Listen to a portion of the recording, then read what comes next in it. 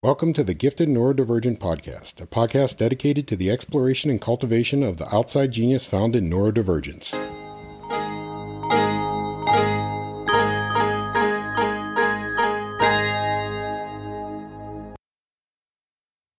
Hello, everyone. I'm Lillian Skinner. Today I have with me a guest, Tuomas Malinen. I met him on Substack. He is a forecaster of economics. He has this brilliant newsletter on there. I read it and I knew instantly that he was a gifted neurodivergent with the ability to do foresight because his newsletter is just filled with insight I haven't seen from other people. And I'm always seeking people who have that outside perspective. I really enjoyed his newsletter on China, so I reached out to him and he has agreed to come on the podcast. So here he is. Thank you for joining me, Tuomas. I'm very glad to have you here. Thanks for having me. Can you tell me where you're located and a little bit about your background, please? I'm in Helsinki, Finland. It's 5 p.m. here. Spring has almost arrived. There is very little snow left here, but still snow. My background, I worked 10 years in academia. I reached the status of associate professor in economics, and now I'm a CEO of our forecasting company, GNS Economics. So I have fully shifted from the academia to business now. This is actually my fourth career. I was first working in a factory, then I was a student, then an academic, and now a businessman, forecaster. I like to call myself a forecaster. What does that mean exactly? What do you forecast on? We forecast the economy, the financial markets, and now also geopolitical developments because they have become so pervasive to everything. I'm a son of a lecturer, history, and the society.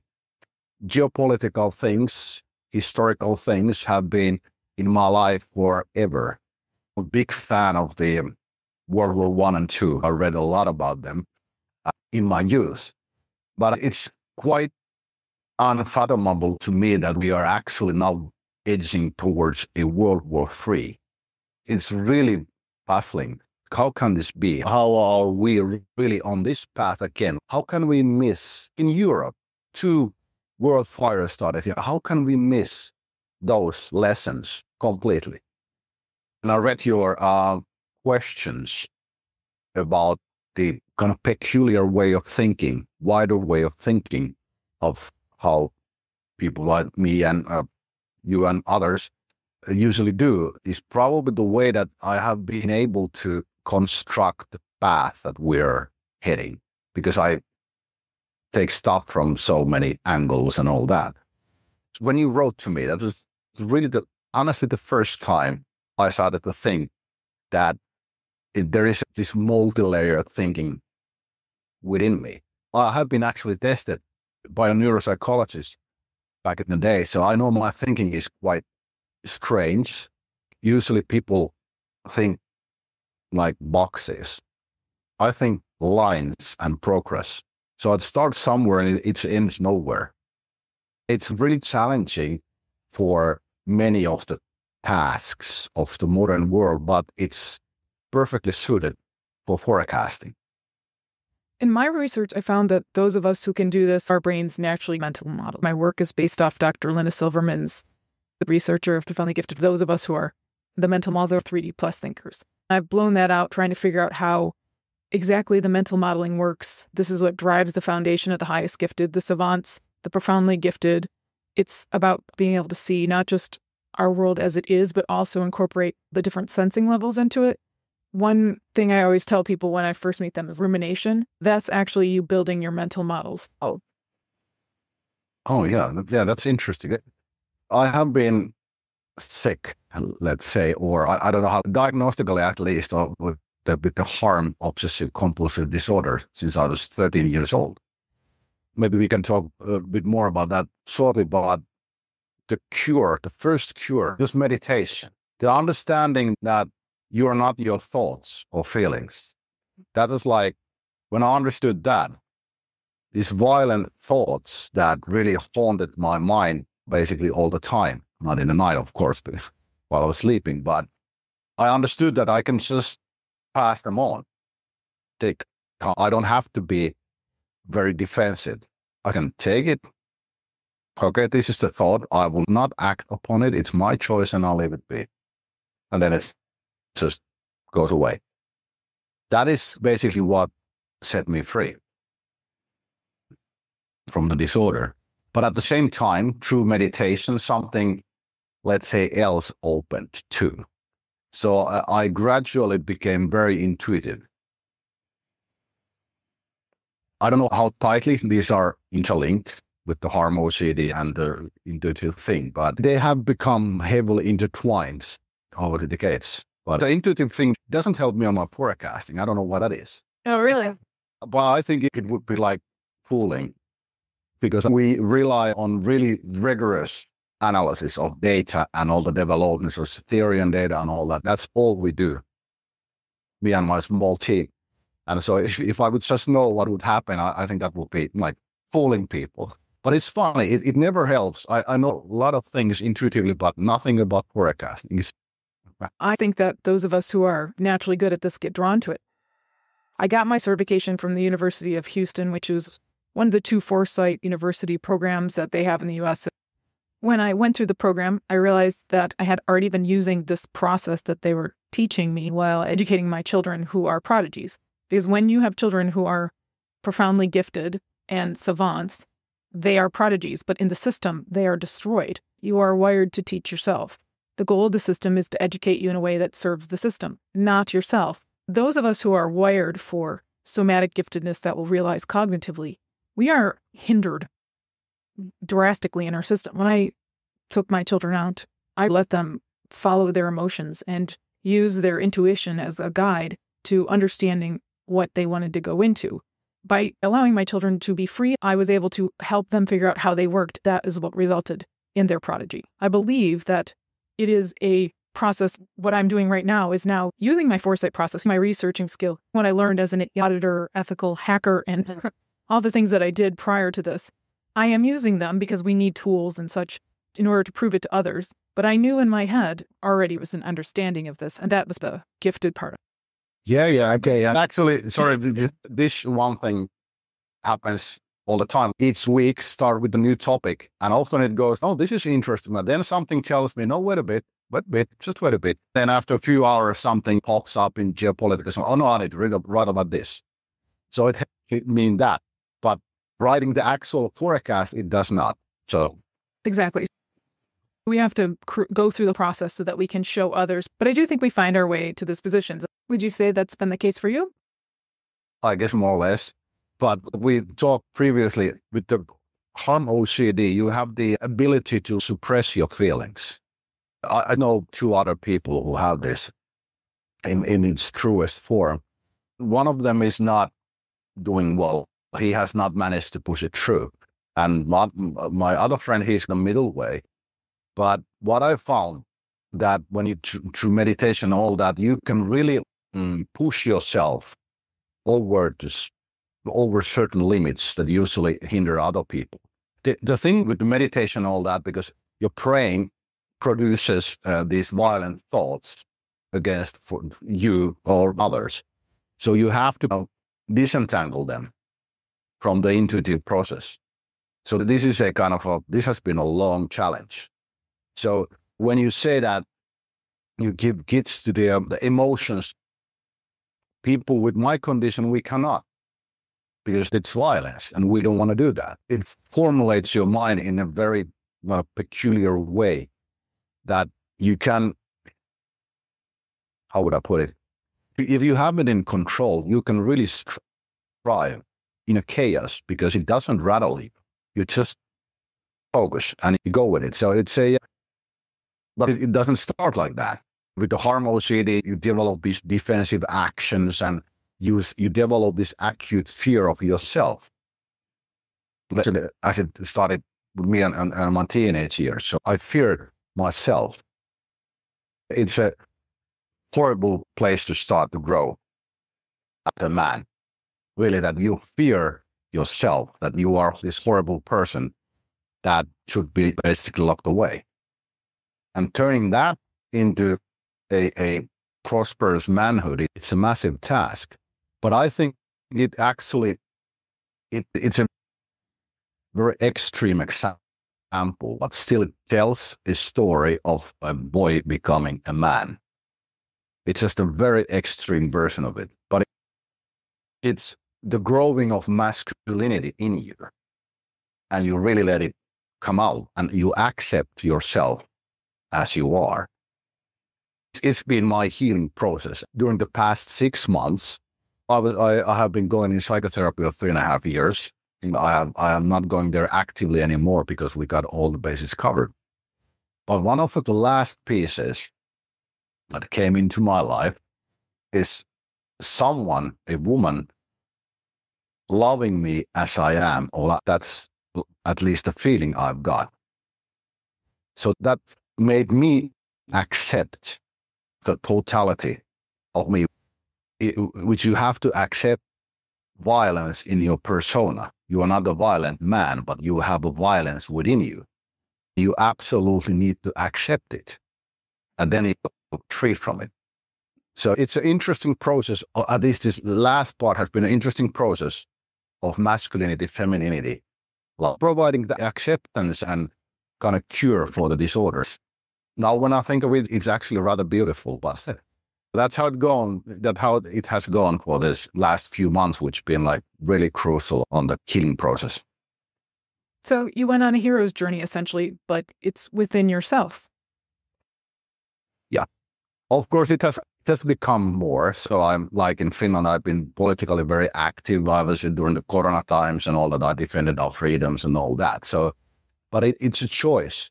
But there's a bit older friend of mine who does a lot of like work with humans, and she said to me, I think it was a year ago, when we were talking about the very early death of my father. He died when I was just 2 months old. Then this disorder starting, and she said that she sees it like the masculinity that started to grow on me. I hadn't had a father at home, so I hadn't had any model how to fit it. So I couldn't take it, and it turned inside as these violent impulses. And till today, that's the best single example of theory I've heard about this.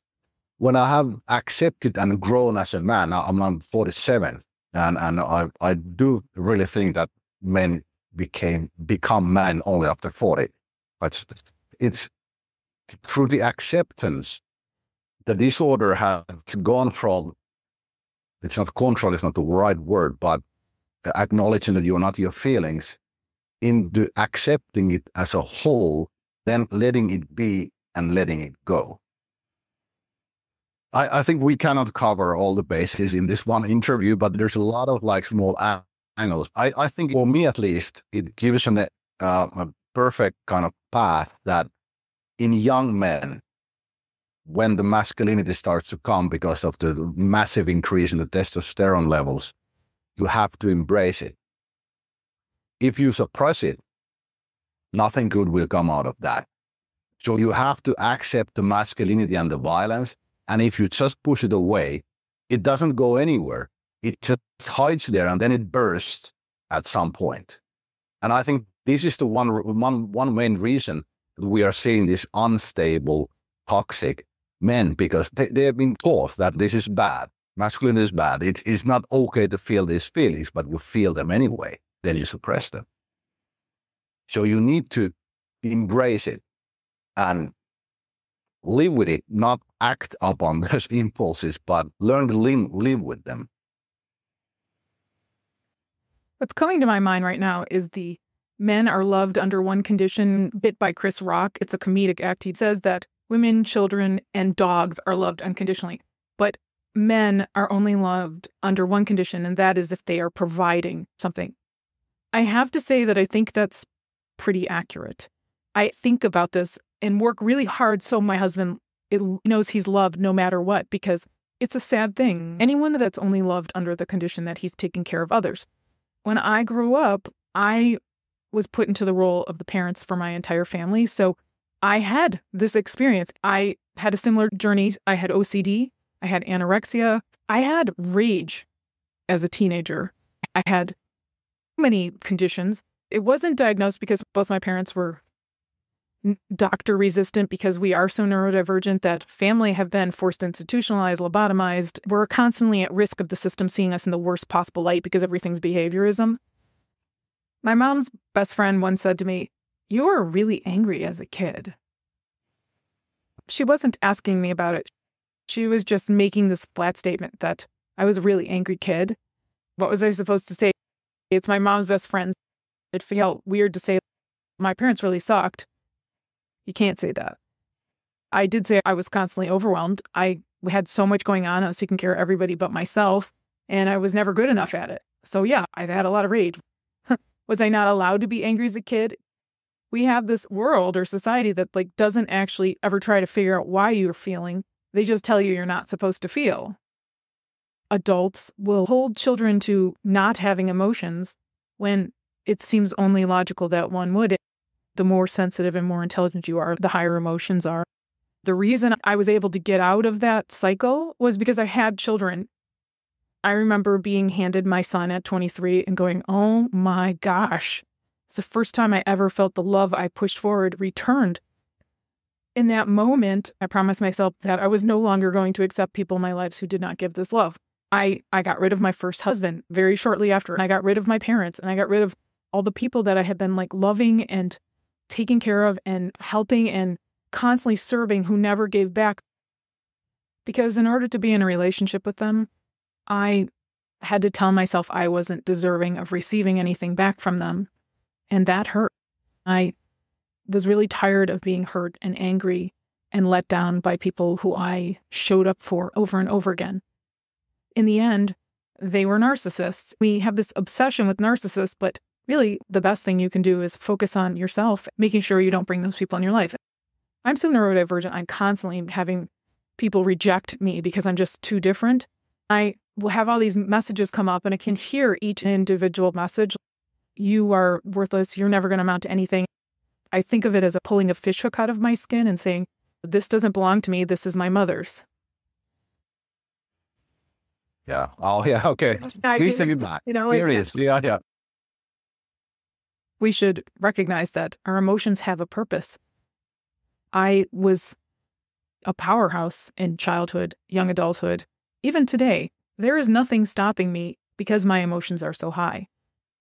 I had to create a space where I could figure out what was right for me. That was really hard. I had to find people who accepted who I was and loved me unconditionally. That wasn't that hard, but they are rare. Everyone is seeking it. It's not like you're the only people seeking it. Everyone wants this. The problem is unless you meet somebody who's equal to you and also able to love us deeply, they don't value it. They try to manipulate you to keep you meeting their needs without ever giving it back. They don't even know how to give it back. When we do use our emotions, that rage, that anger, that was so much energy. It helped me work 3 jobs in high school. It helped me get through college with a baby and having to support myself. It helped me do things that most people would break under. I could funnel that into activity, getting up and keep going and pushing myself. It's cost me, and the physical ramifications of it are high, but there is a value. It gave me clarity. It helped me move through things that were very hard, and it showed me the path. People forget how powerful anger is, that it has a really beautiful purpose. Yeah. Yeah. No, you have to channel it properly. That's the thing. Maybe I have to say that I think the harm OCD especially is a line. What I had, I would say that as a teenager, I thought there was a cold-blooded killer living in me. It became a complete peace, no rage, nothing, just take that and stick. But what you said about your mother and all that, my therapist got me thinking, or actually she knew it already, but that the one thing that caused me to have these feelings is that what would be the correct word? I go too far to please other people, and not mean, oh, you're so good, but I try to be very polite and all that, and I push my boundaries very far. Then it comes back that, no, you're not this. It's a defense reaction out of that. basically, or that's how it's been in my adult life. The thing, I don't know, do you agree, or do you have this, but the thing, as with the boundaries are very flexible. We can do this.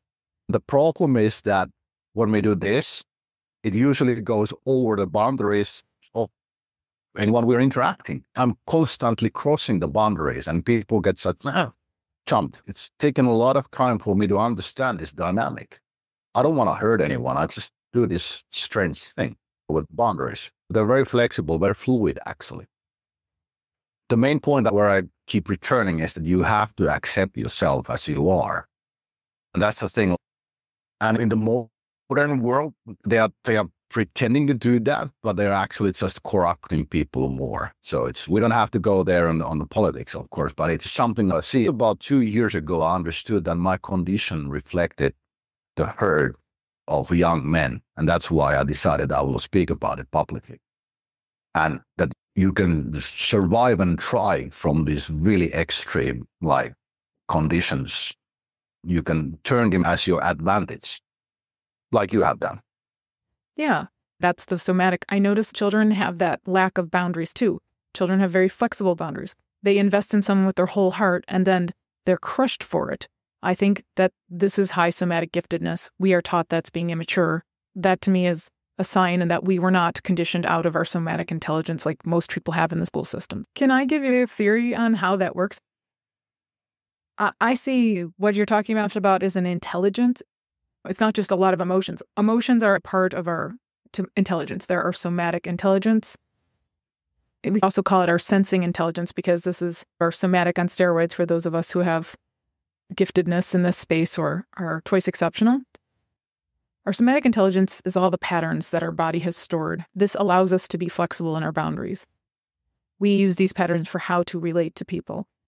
If things are going well, we will bend them because our boundaries are not hard and fast. We don't follow the rules of society. We follow the rules of ourselves. And that's what allows us to be able to move through the world that's working against us. We call it the spiritual, but I don't see it as the spiritual side.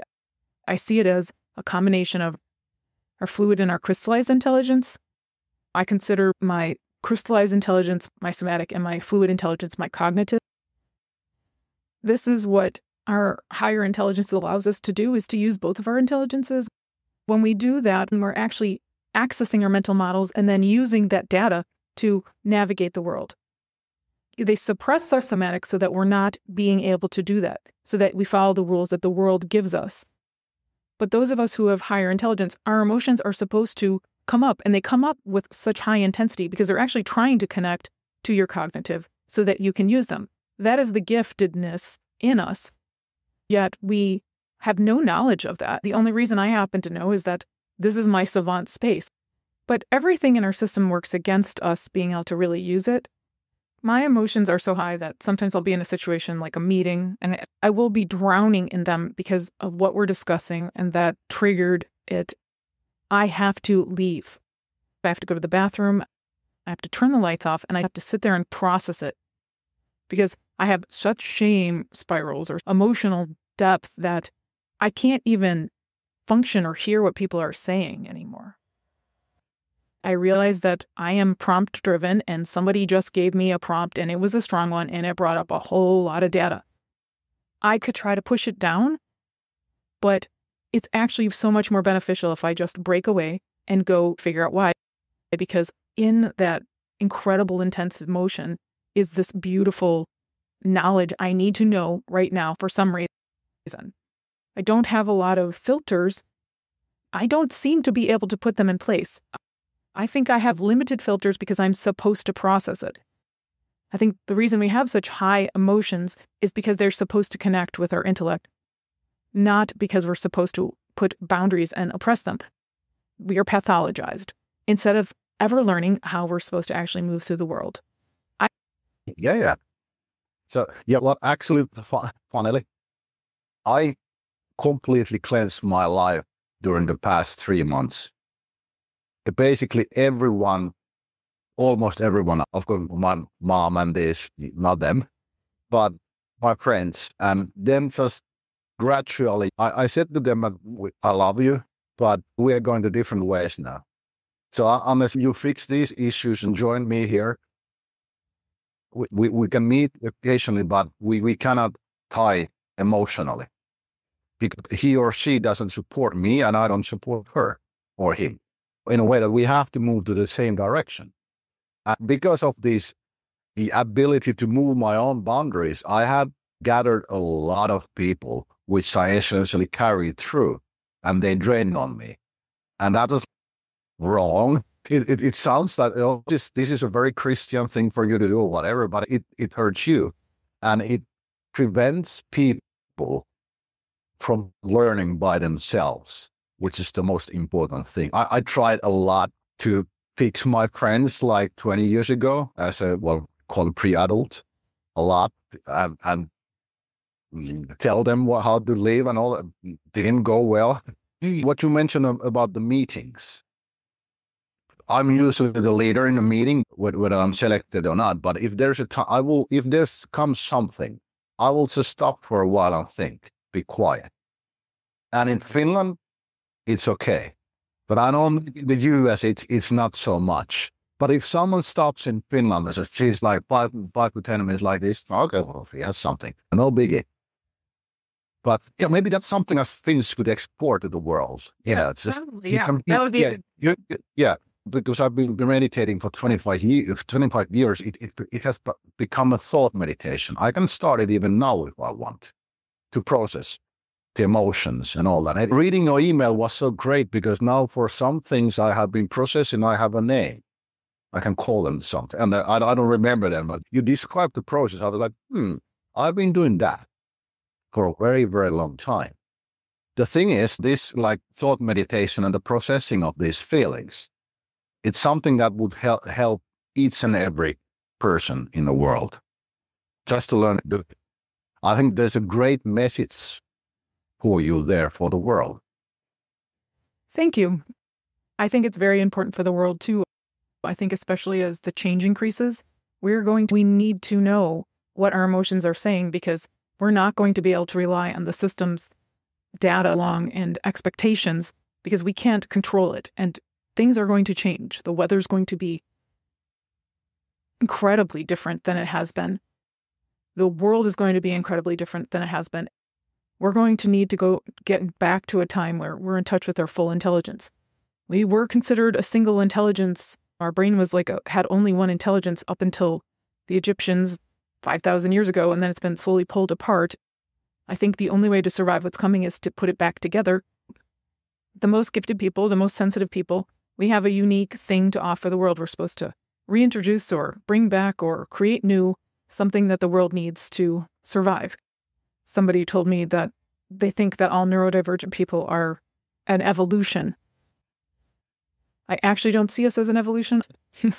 I see us as enough trauma has gone through the generations for those of us who are highly creative that it's forcing us to put forth our somatic first. If you look at trauma, somatic is what blows up when you have trauma. Your sensing comes alive and your cognitive shuts down. I think it's so that we can see the lay of the land, then process that cognitively and make sure we don't repeat that. I think it's very important. But I know that this is a long path that I'm on. I'm creating a new way of seeing and doing, and people are resistant to that. I'm starting with the people who have access to it and right now are struggling because their emotions are so high and their emotions are going to get higher. I'm starting there because I believe these people will seek me out because nothing else is working. From there, it will trickle down to everyone else. We're not going to be able to function the way we used to because the systems are breaking down. I think that we have to be freed enough so that we're not having to rest our emotions down. I think your emotions have incredible depth, incredible intensity for a reason. You found that when you did your meditation and it came up, it gave you really beautiful insights. I believe that's really what the purpose is supposed to be. There's incredible information in your emotions, and it feels horrible when you're in them. But if you keep going through them, you keep working them back and forth, they will give you genius. I have had to create how I move through the world, and the insight I have is not in any textbook. I've had to figure it out myself, but it is because I have this connection between my emotions and intellect, and I will churn through my emotions, no matter how horrible they are.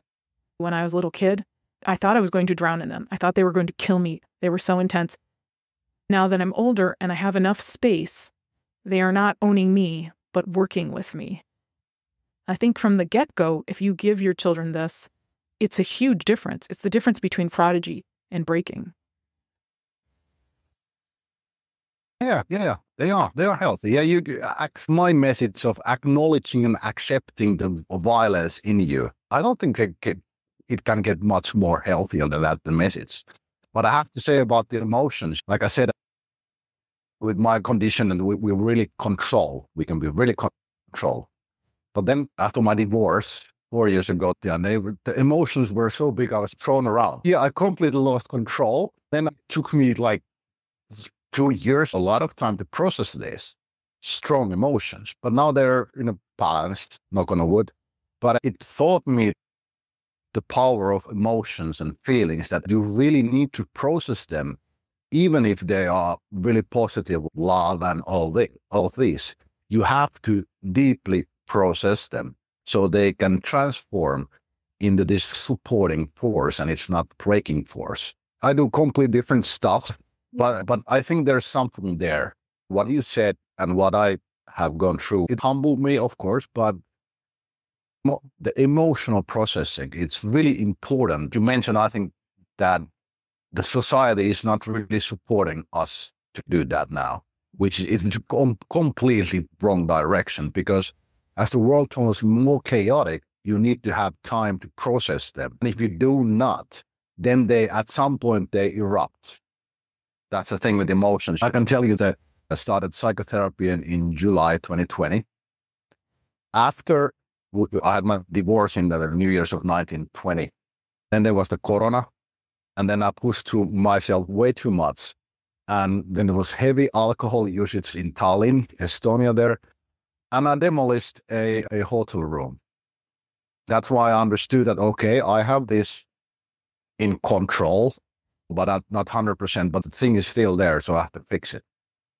That's when I started the therapy after that. Integrative psychotherapy of 3.5 years. But so it's how would I put it? With my type, you have the violence in your persona, but you are not a violent man. There was an excellent quote. There was an interview between Mike Tyson, which is the former heavyweight champion of the world of boxing, and one MMA guy, I don't remember his name, and he said that only if people understood how much violence it took to become this kind. Like all three of us that I know, we have different things, but we are really kind. Because if you live with the violence each day, you either choose it and become a career criminal, or then you choose kindness. You go the opposite way. There's basically, and people don't usually harmosity, they don't like violence. We go to the kindness way. It turns you try to be extra kind to all other persons because you understand or know that there's this beast living inside you, which you have to accept. I don't know that people understand that I thought, but the point that you transform yourself and your feelings too. In this case, in Harmo City, you transform them into kindness and protection and all that. What you just said was really profound and beautiful. What you described was how so much emotion actually makes you a better person, no matter what you think about.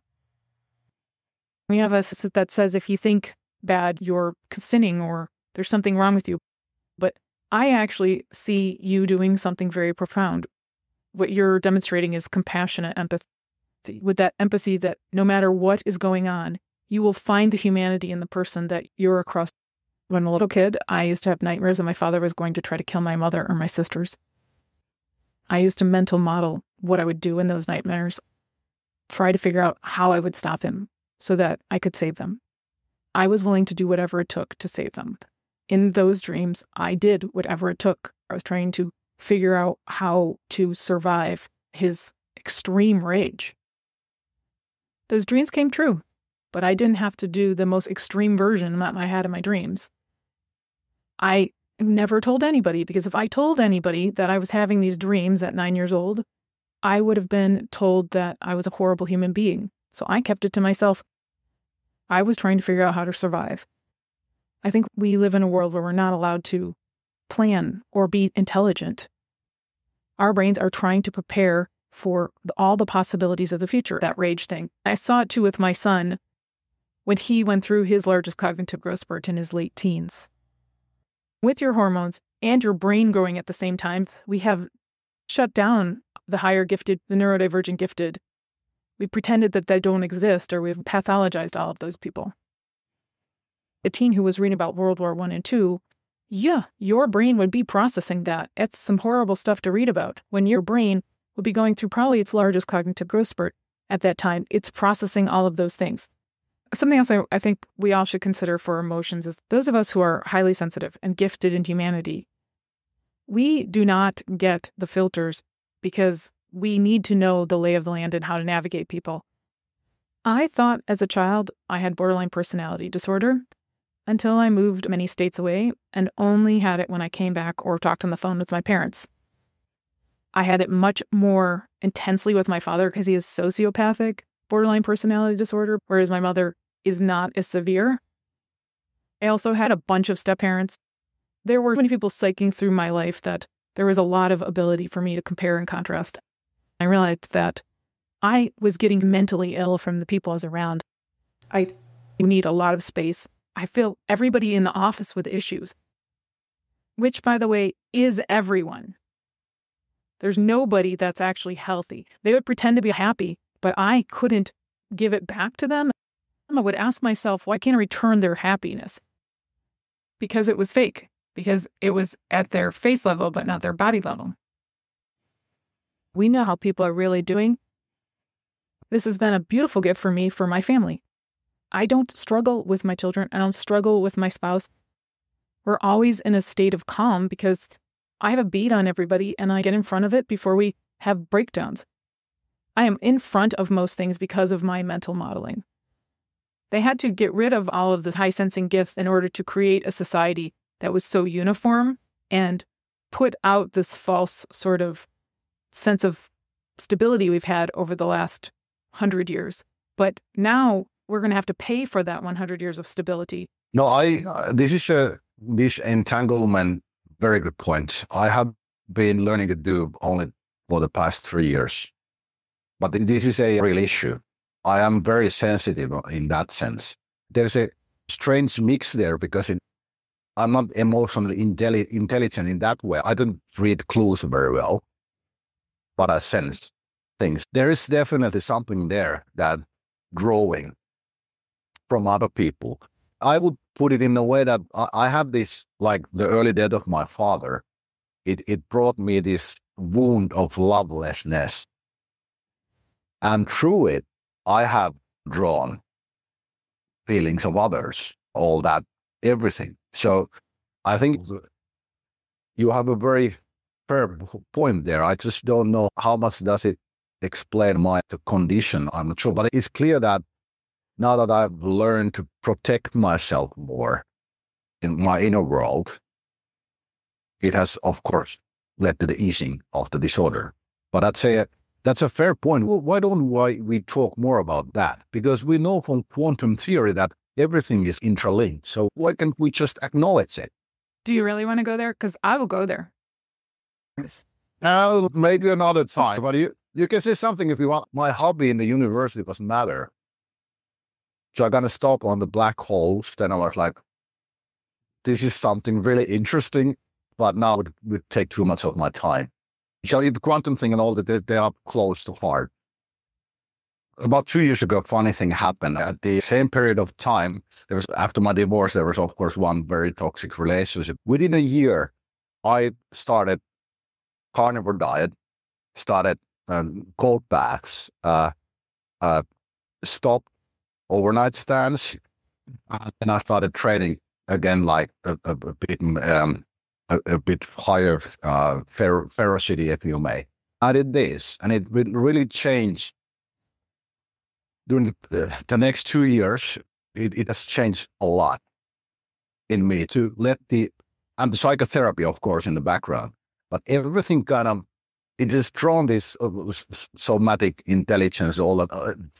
I don't know if it's this proper way to use this word, but the things that have built up in my body as emotions unprocessed, almost being processed, or they have done processing. Maybe I mentioned, this goes a bit far now, but through this process of cleansing, this woman, we don't have so much communication in the physical world, but I feel her in ways that I cannot explain. I cannot deny these things. It has pushed me to the kind of other plane of thinking. It has been a similar experience like my meditating 25 years ago. Something opened which I cannot explain with the standard theories and all that we have. But it is all about this communicating with people through this quantum world or energies or whatever you want to say. Emotions are really important factor of that. If those are blocked in your body or anywhere, they just leak out in some way. I think in human form, it needs emotional, spiritual, and physical work to get those out. With these 4 improvements 2 years ago, I have managed to line up cleanse my body and soul and energies or whatever from this. And I breathe more widely, openly now. It's great. I'm 47, but I feel more like 30. So it works. Yeah, it's things that we should really start to talk about because they are as real as everything. And emotions are in the center of that. Everything. The reason I know that this so clearly is because I'm a woman who had babies. What I came to realize was that I wasn't feeling my emotions. I was feeling this baby emotions, which made sense because our bodies were one a very short time ago. Once I had a baby, it reset everything I ever learned about emotions.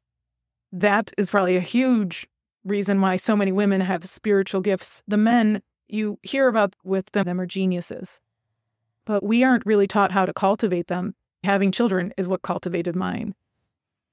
We set up the world where men left the home and women stayed home with the children. Home was the safe space when men went out into the world. When the men came back home, the women and the children wrapped around them and healed them. That's based on kind of Peter Levine's book, Waking the Tiger. It's a healing trauma book. He talks about, I think it was a zebra that escaped a lion's attack and went to the middle of the herd and was shaking, and the whole herd kind of squishes around them. And they stop shaking and their trauma moves through the whole system because they feel safe. That made perfect sense. But now we had that inverted hierarchy has the men keep going to work every day. So they brought that toxicity of work home, and now women are working. Now everybody's working and nobody's healing, and we lost the love and core of the family. That's true. Yeah, that's true. Yeah. And that's really unfortunate. Although my mother, she has been the early actual feminists that just think that women can do these things. But so I have this, I don't go to the very traditional way, but I don't think that the modern way women and men are, it doesn't mean that the love needs to go away. You still have this feminine masculinity protection, and it doesn't even matter if the woman earns more, right? It doesn't matter. It's just how you interact. That's the thing. We don't have to have these, how would I put it, statues of how we should act. You should use it like this, you should be like this. We should let the emotions, the energy speak, and it will tell us. The guys need to understand that you are the protector per se. You're not the only, and women do that too, but you have to have this. Then things start to move on from there. It doesn't have to do with money or anything. You have to have the attitude. Then it changes.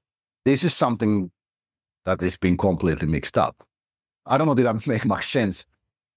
Our higher sensitivity allows us the compassion and empathy for others, and we extend it to others, but we are never taught to extend it to ourselves.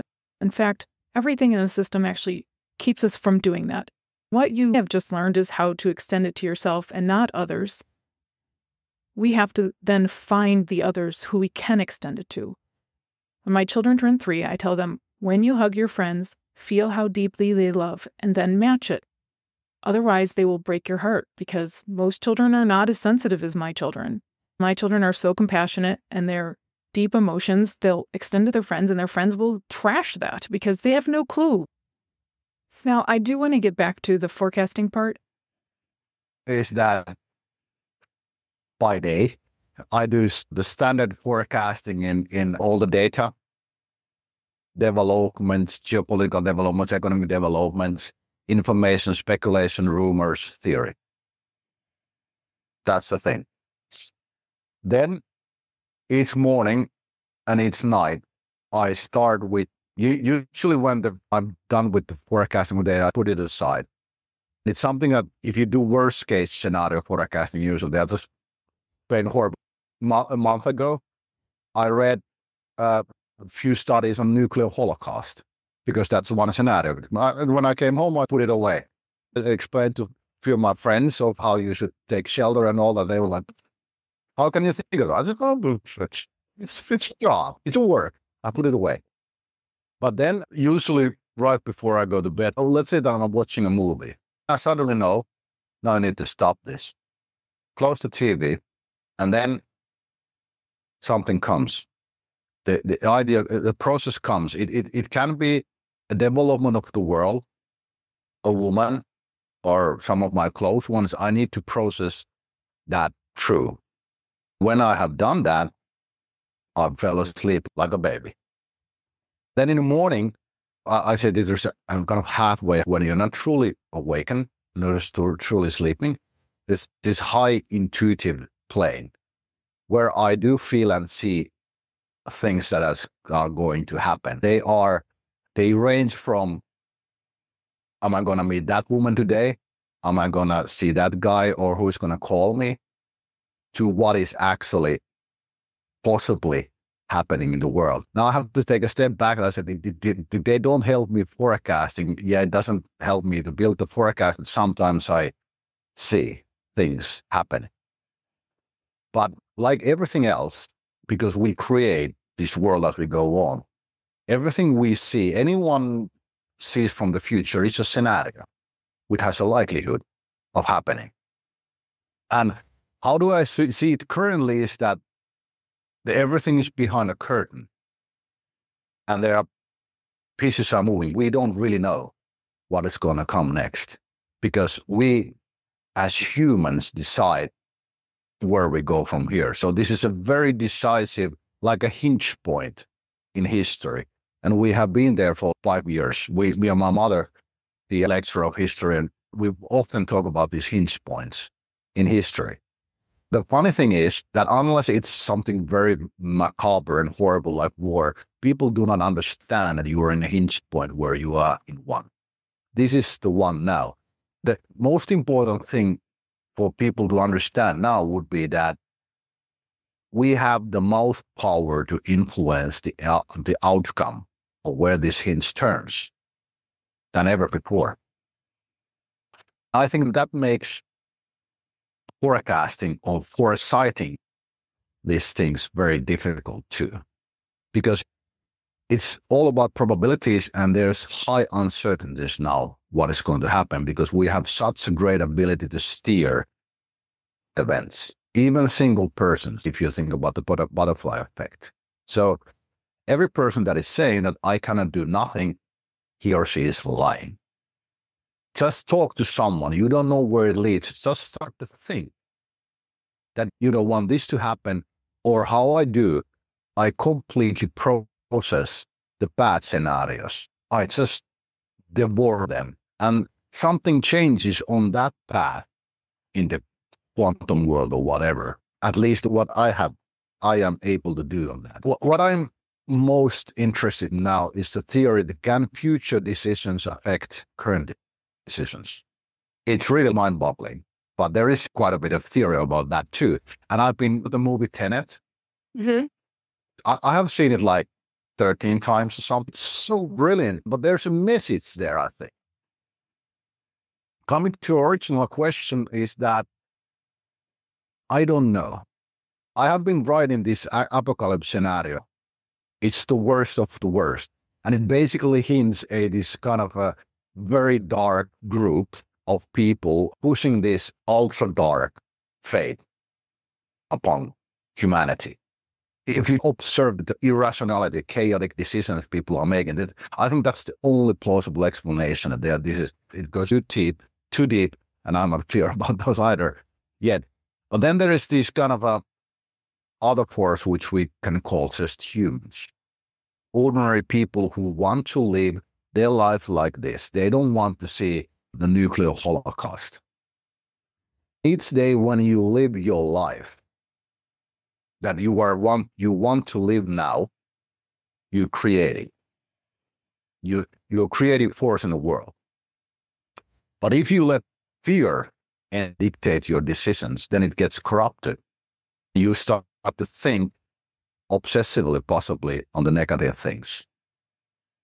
And my message could be, from disorder and all that, if you cannot think the positive things, devour the bad scenarios until there's nothing left.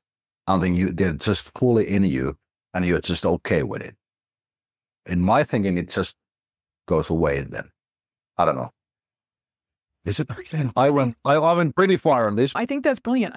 I hadn't really thought about it in that way, but when I look at the scenarios and the outcomes for me and my family, this is what caused me to start this podcast. I knew that there's ways of seeing the world that we're not addressing and we need to start addressing. This is also why I talk about building creative communities, because I believe that we have to go into creativity and figure it out as quickly as possible and cultivate it. This will be the place where people like us, and as people go through trauma and become more like us, because it is somatic intelligence that comes up and is increased with trauma, that then drives your cognitive intelligence higher. So people who are traumatized and heal from it are actually more intelligent than people who don't heal or people who don't ever have trauma, because it does open your somatic intelligence and make you more aware. That's what my creative communities are going to help people deal with. They're going to teach them how to use their somatic intelligence so they can move through their trauma and also go back out into the world and heal others, make change. That's really what I feel most pressing for me to do in the world. I know people think that I'm insane because I'm so out there, but the most intelligent people tend to seem like that to others. I think of Joan of Arc, a girl who led the army to success because she could see it. She could mental model it. We then punish the person for being so amazing, which is not such a great scenario, and I hope that doesn't happen to me. But I think we should remember that if this teenage girl in an era where women were even much more oppressed could do it, then I, as a middle-aged woman, can do it, then you can do it, then anyone can do it. We need to use our intelligence now to change it for good. Please tell me a good scenario that we can look forward to that can come out of this. The good scenario is that people simply refuse to go along with this dark plan that they seems to be in the background. They simply refuse. We don't want war. We want our lives like this. We want the government fixed. We want the economy fixed. That's the one. I think we're heading there, but the problem is that we don't know how deep the hole needs to be before people wake up to this. But we are like, the propaganda is something like, in the Western world especially, we know, all of us know about the Russian propaganda, or at least all of us who live in Finland. But the Western propaganda has been so pervasive that we have not seen this since Nazi Germany. And this is not one country, this is 2 continents wide. The only purpose of it is to brainwash you to think that this needs to happen. They do it because they understand that modern people can just say, no, we don't do this. And they are affecting you here to get you thinking as they want their thinking. That's a basic idea of propaganda, but it's so pervasive now because they fear the power the ordinary people have to change this world. This is an important notion. anything the mainstream media says about Russia, about Ukraine, about the economy, about Biden, about Trump, it's programming, everything. If you have the intuitive process or process of foresight, as you say, you will become skilled to see through it. But the most important thing for everyone to remember is that you decide what happens here. Everyone has some power. We just need to exercise it. No. You have all the power in your world, whether it's just one room or one household or one community. You have it. Don't throw it away. Use it. Because everyone's just defending their right to live in a peace in their house, for example, is already a power against this madness. You just decide that this is what I want and this is what I keep. And I don't want anyone to mess with it. Then you can, of course, become politically active, right, to politicians that you don't want this to happen. But the group power comes from individuals saying that we don't want this. And I think the US is the most brainwashed nation in the West currently, just because they want to get you out of the idea that in the US, every single person is important. He has the decision and the ability to change things. That's why they use so much effort to get US completely screwed, probably turn it against each other, because they're feared. I lived in the US. I will live there again. I love the idea that there's really an individual is important. That's the single most important unit in the US, and that's the actual strength of the United States. That's what hopefully will save this world also this time around. That's a really great point. I hadn't really thought about it because living in the US, you get a little jaded. You know that everybody has a gun and you question why they all need guns and they all need the biggest car on the road because they're establishing their independence. But they do care about their independence. I think that we all need to realize that we have the ability to change things if we just seek to understand our own intelligence, our own way of moving through the world, finding our independence fully at all levels. I believe Musk bought Twitter because it was used for the Arab Spring. The Arabs funded him, helped fund it. Now there's no way you could use it for that. He would shut it right down. They are scared of the power that we could have doing this little podcast, which doesn't really get many downloads. I'm still helping people find their own intellectual power, letting them trust themselves because we've been so repressed from our own self-trust. We're going to need this to navigate. We're going to need this to create these communities. We're going to need this to heal. We're going to need this to grow. I think the end could be beautiful if we try to make change in a good way. If we go back, because the earth needs us to go back and seek simplicity again. There's a beauty in simplicity. It's easily achievable. Yeah, I think that's a good line to end. I agree. Thank you so much, Tuomas, for coming on. It was wonderful to talk with you. I appreciate your honesty and candor. It was just a beautiful conversation. Thank you. Thank you. The views, information, and opinions expressed on this podcast are solely those of the individuals involved and do not necessarily represent Gifted ND Incorporated, Lillian Skinner, or the Gifted Neurodivergent Podcast. This podcast, Lillian Skinner, and Gifted ND Incorporated are not responsible and do not verify the accuracy of the information contained in this podcast series. The primary purpose of this podcast is to inform and educate. The Gifted Neurodivergent Podcast is only available for private, non-commercial use. Any other use of the information contained within this podcast must be done with express written approval and knowledge of Lillian Skinner. You may not edit, modify, or redistribute any part of this podcast. The developer assumes no liability for this podcast or its use on any other podcast or other media.